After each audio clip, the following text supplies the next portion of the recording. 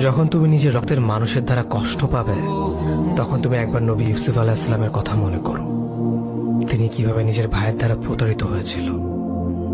যখন তোমার বাবা মা না বুঝে তোমার বিরুদ্ধাচরণ করে, তখন নবী ইব্রাহিম আলাইহিস সালামের কথা মনে করো।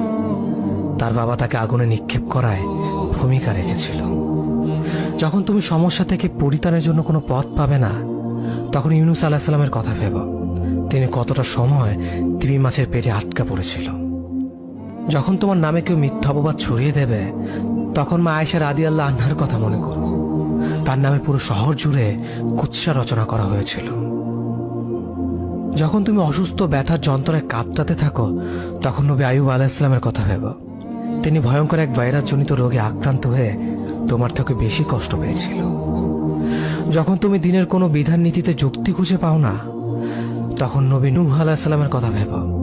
তিনি কোনো প্রশ্ন ছাড়াই মরুভূমিতে নৌকা তৈরি করেছিল।